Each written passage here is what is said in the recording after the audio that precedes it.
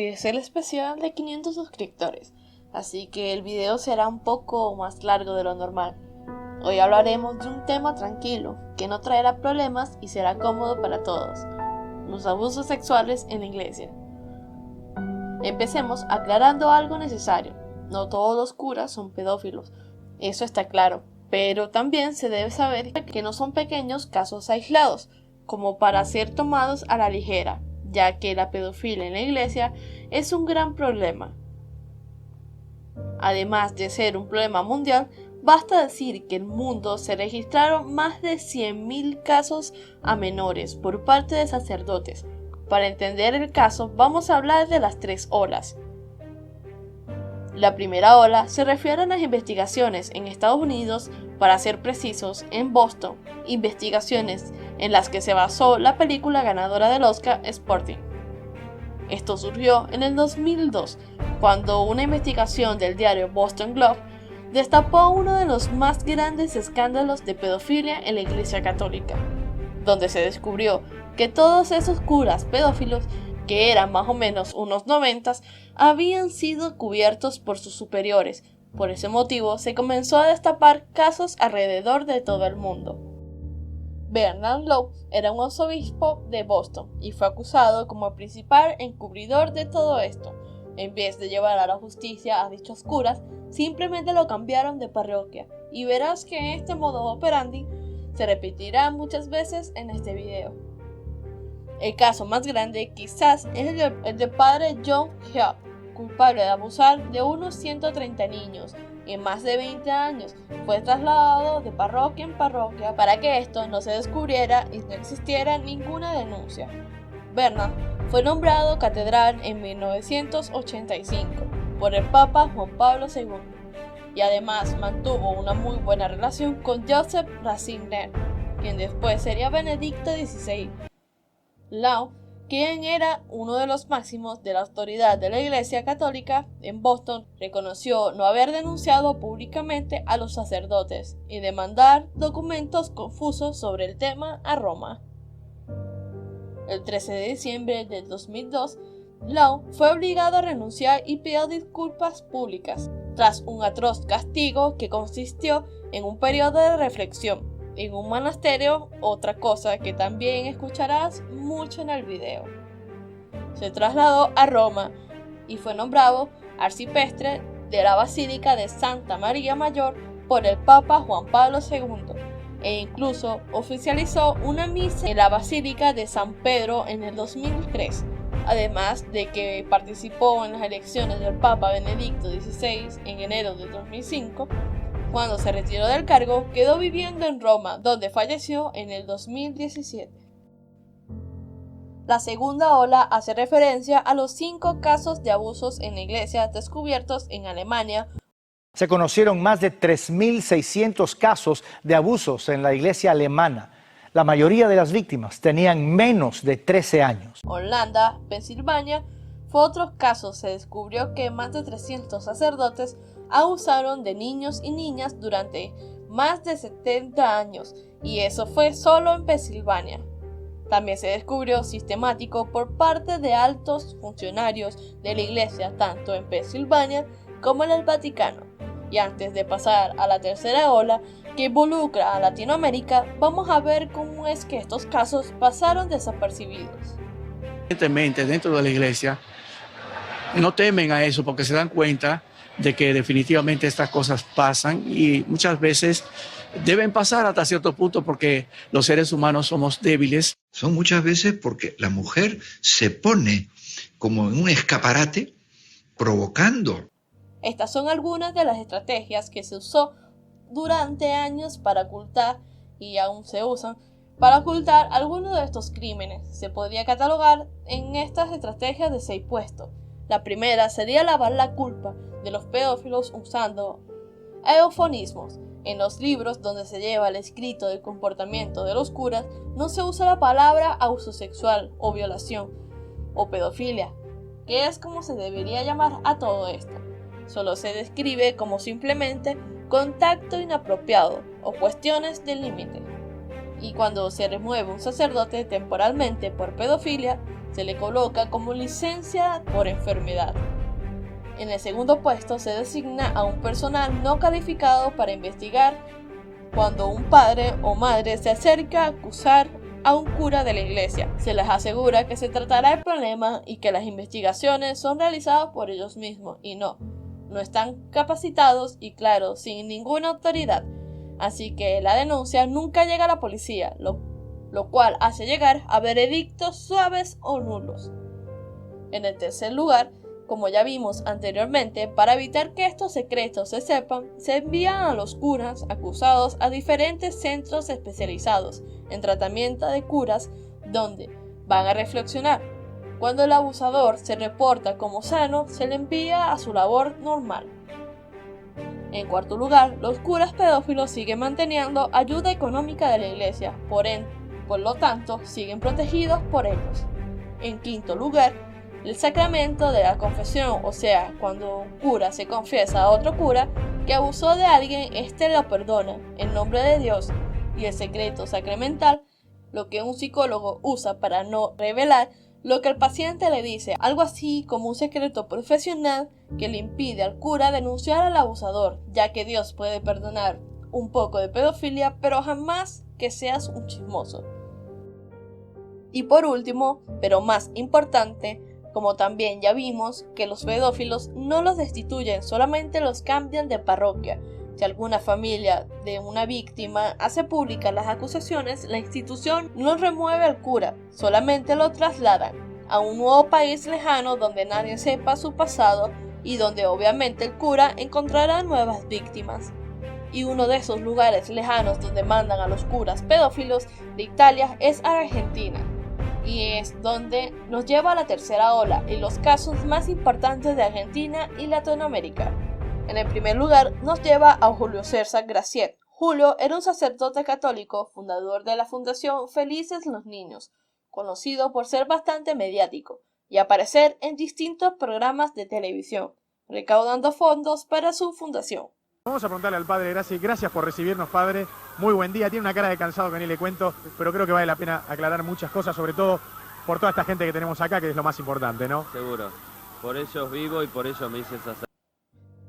En 1991 se presentó su primera acusación por abuso sexual después de 22 años. Es que se declaró su encarcelamiento constantemente existiendo amenazas y ataques físicos a los denunciantes y a testigos. Actualmente está cumpliendo su condena en Campana, Buenos Aires. La habitación que perteneció a él en la fundación, donde abusó sexualmente de varios niños, se prendió fuego misteriosamente en el año 2017, en el lugar donde había documentos y filmaciones muy importantes para los casos. En el 2019 se negó a entregar una muestra de ADN para el registro de violadores, que solo consta en un simple hisopado de saliva, pero la justicia dictó una orden para que no pudiera negarse. Un dato curioso es que el confesor del padre Graciet, Eduardo Lorenzo, también está detenido por abusar de un adolescente.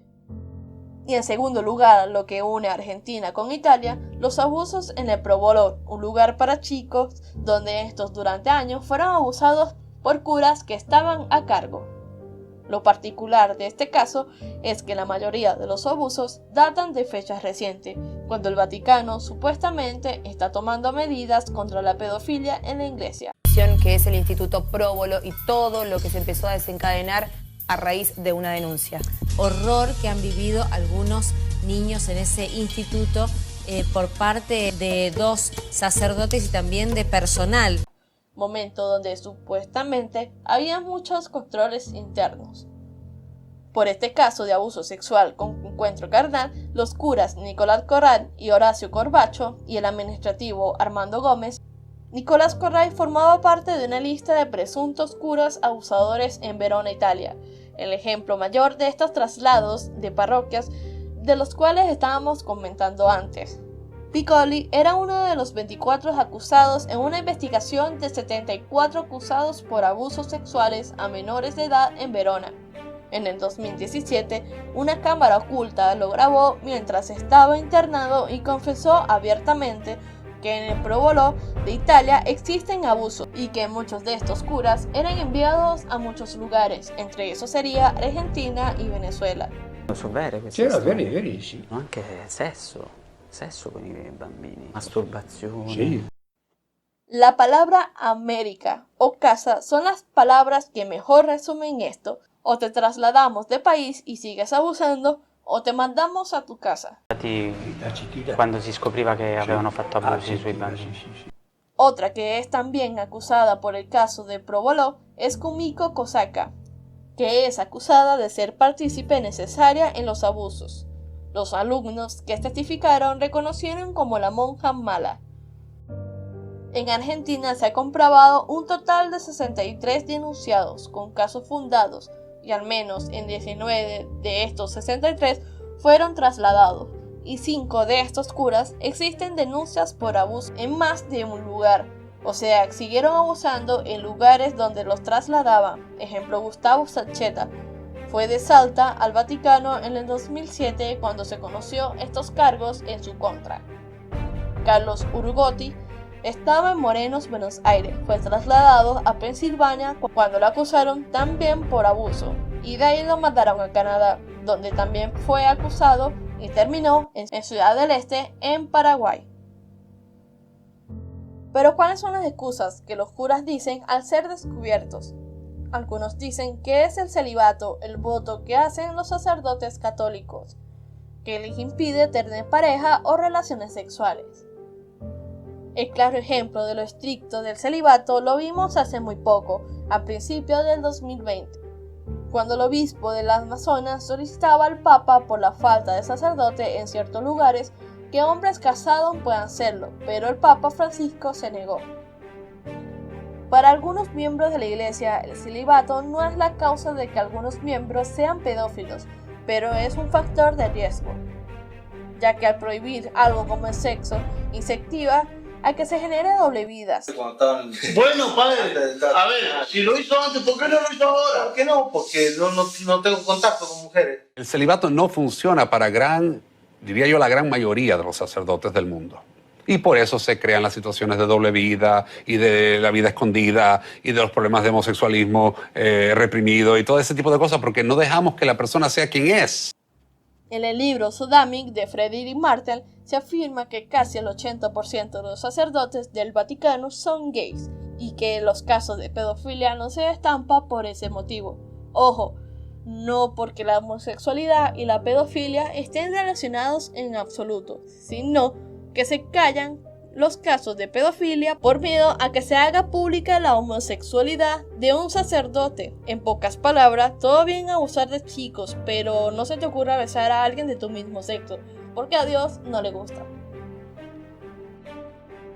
En Chile, el año pasado, había 158 personas entre obispos, sacerdotes y gente unida a la iglesia que fueron investigadas por abusos sexuales desde los años 60. El más conocido es del cura Fernando Caradima, condenado por abusos sexuales a menores en los años 80 y 90. En el 2018, el Papa Francisco fue a Chile y defendió al obispo Juan Barro, quien estaba acusado de encubrir durante décadas los abusos de Caradima. Las primeras denuncias contra Caradima fueron en el 2004 y la iglesia no inició ninguna investigación. Además, las víctimas fueron presionadas a callarse. Hasta años después, hicieron públicas las acusaciones. Y gracias a múltiples testimonios, se sabe que los miembros de la comunidad del bosque estaban en total conocimiento de los abusos del sacerdote Caradima. Siendo el obispo Barros tan cercano al sacerdote Caradima y durante tanto tiempo, él sabía de los abusos. A pesar de esto, nunca denunció al sacerdote. Pero por suerte, Caradima obtuvo una horrible condena que estaba al mismo nivel de los atroces crímenes que cometió. Lo recluyeron en una casa de campo para que pudiera reflexionar. ¡Qué horrible! Públicamente a los presuntos autores de estos hechos y bueno, se les condena a una vida de oración confinados en una casa de retiro, en el fin del mundo. Entonces esa parece ser, digamos, la máxima condena que te da el Vaticano. En Chile existe un proyecto para obligar a los sacerdotes a denunciar los abusos de otros curas que hayan confesado. En México también existe un caso muy conocido. El fundador de la congregación ultraconservadora, los Legionarios de Cristo, el padre Marcial Maciel, fue castigado y relevado en el 2006 del sacerdocio bajo el mortificado Benedicto XVI por haber abusado contra menores. Llevó triple vida con 2 mujeres y varios hijos. El Papa Juan Pablo II se negó durante años a escuchar a las víctimas del cardenal Gospel, quien está bajo 2 lugares del Papa y está preso en Australia por agresiones contra menores. En Irlanda, responsable por el arzobispado de Dublín, ocultaron por décadas los abusos sexuales cometidos por sacerdotes. Cerca de 14.500 niños fueron víctimas de abusos. Como dije al principio, los casos no son aislados, son realmente un cáncer en la Iglesia Católica. Y lamentablemente vemos casos hasta el día de hoy. ¿Y qué ha cambiado desde aquella primera investigación en el 2002? Bueno, antes la Iglesia manejaba las acusaciones de abuso quedaban a discreción del obispo local. Hoy en día, supuestamente, una política de cero tolerancia contra abusos sexuales y todos en la iglesia tienen la obligación de informar a la policía. Desde 2002, los obispos de Estados Unidos crearon una carta llamada Carta de Dallas, que es una base para atender denuncias de abusos sexuales, la cual incluye capacitación y otros procesos para terminar con este flagelo. Pero sorpresa, muchos optan por no identificar a los sacerdotes implicados y la poca información que dan no son ni siquiera detalladas. Las denuncias por las que eran incluidos en los tales dictados, tampoco las fechas de las agresiones o parroquias en las que pertenecieron. Se suponía que la Carta de Dallas contendría todo y se suponía que convertiría en historia el escándalo de los abusos, pero eso no sucedió. Y lo dijo un reverendo, no alguien en contra de la iglesia, alguien que forma parte de ella. Lo que creen que pasó con la Carta de Dallas es que empezaron a ecualizar a los sacerdotes y los dejaban ser ciudadanos comunes. En la iglesia existe una norma para alertar a las autoridades sobre abusos sexuales contra menores. ¿Y sabe cuántas veces la iglesia ha usado esto para alguna acusación? Según la asociación ECA, que apoya a las víctimas de la pedofilia a la iglesia, jamás fue la primera en denunciar un caso. Y como ya se dijo antes, los castigos son una ridiculez. Si bien las cosas supuestamente cambiaron, hoy en día vemos declaraciones como la de Richard Bucci, un párroco de Estados Unidos, quien dijo que el aborto mata, pero la pedofilia no. Como si estas situaciones tuvieran alguna similitud. Y sorpresa, hay informes de víctimas en la misma iglesia de Bucci, que es el director. Y a pesar de estos supuestos cambios, solo en Estados Unidos existen unos 1.700 sacerdotes y otros miembros de la iglesia que tienen acusaciones de abusos infantiles y que viven con poca o con ninguna supervisión de autoridades. En octubre del 2019, una investigación hecha por Associated Press descubrió que muchos de los curas acusados por abuso hoy en día trabajan como maestros en secundarias o como consejeros de víctimas de pedofilia. Otros son voluntarios en organizaciones de fines sin lucro, dirigidas a ayudar a menores en riesgos. Y sin contar los que ya han sido expulsados de la iglesia, que ya han cometido delitos de pedofilia. Un ejemplo sería los 65 curas de la iglesia. 15 fueron acusados de ataque o abuso sexual, 13 por posesión, creación o distribución de pornografía infantil, 5 por violación a las reglas de riesgo de abusos sexuales y 3 por exhibicionismo. Y otros 29 que no se tiene información clara, ya que no son denunciados a la policía y solo son castigados por la iglesia. Es difícil controlarlos. Y son curas que tienen casos creíbles, curas que para la misma iglesia son pedófilos, mismos curas que hoy en día tienen permiso y licencia para trabajar en educación, medicina o servicios sociales cerca de menores de edad. Solo en Venezuela los curas condenados son 3 Y me parece bueno recordar sus nombres. Uno sería en el estado Zulia, ubicado en el occidente de Venezuela, el Monseñor Alexander Barroso, quien era arzobispo de la iglesia anglicana carismática y era administrador del templo Betabará. Fue acusado por abusar sexualmente de niños por 6 años. Habría abusado sexualmente 12 niñas.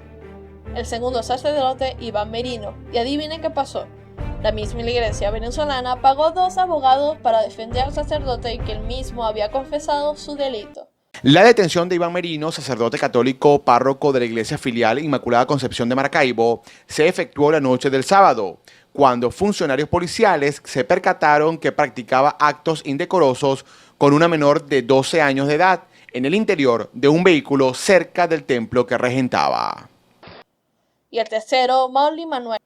Nuestra más firme y contundente condena a esta acción lasciva y a toda forma de abuso sexual, tanto aquí en Maracaibo como en cualquier parte del mundo. No puede él ejercer el ministerio sacerdotal. Es triste recordar que han pasado 18 años desde la lista de Boston y pocas cosas cambiaron. La institución en sí debe cambiar muchas cosas y es hora de que hayan castigos severos y concretos para los abusadores, ya que pedir perdón y una casa en un campo para vivir tranquilamente no es suficiente. Espero que les haya gustado este video. Debo agradecer por el apoyo que le dan al canal. Espero, y sé que será así, seguirá creciendo esta familia Sniff. Saludos a El Pinchanero, Vicky Okumura, Sargento Ganso, Carlos Aguirre y El Serafín. Buenas tardes, días o noches. Hasta la próxima.